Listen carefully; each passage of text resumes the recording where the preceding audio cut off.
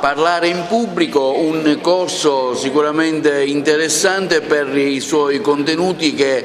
l'EQUA sta organizzando insieme ad tante altre iniziative, Presidente. Sì, anche questo corso, che è di fondamentale importanza, rientra in quella che è la nostra attività parallela alla canonica attività didattica. Noi abbiamo scelto la terza missione, cioè quella di metterci a disposizione del territorio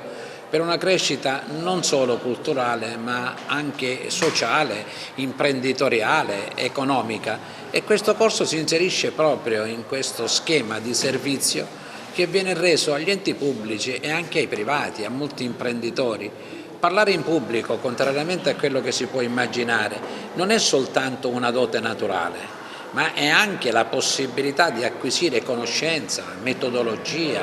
approccio, sicurezza per poter non solo trasmettere emozioni, ma anche cogliere la sensibilità e le emozioni di coloro i quali sono presenti.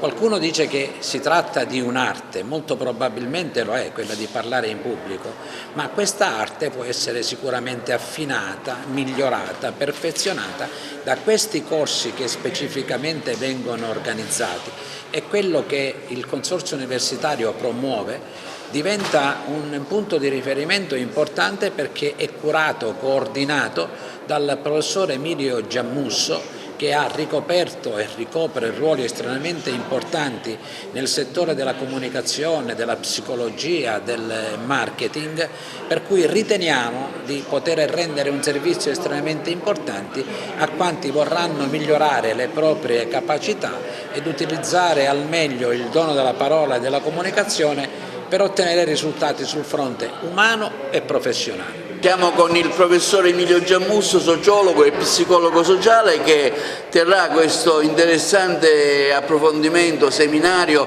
Parlare in pubblico, un'iniziativa sicuramente interessante, rivolta a chi, professore, e quali sono i contenuti del corso?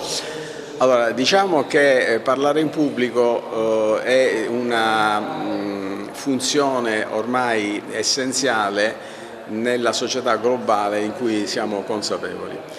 Questo corso, devo dire con grande senso anche di rispetto nei confronti di tutti gli altri corsi, ha una variabile dipendente molto diversa dagli altri, nel senso che è diviso in due moduli, di 3 giornate il primo e di 2 giornate il secondo, dove affronteremo le tecniche di comunicazione in pubblico nelle ultime 2 giornate, mentre le 3 giornate svilupperemo le competenze strategiche della comunicazione fatta insieme agli altri. Quindi è un corso in autoanalisi, è un corso dove ci sarà un grande studio sull'autostima, sull'autoriconoscimento.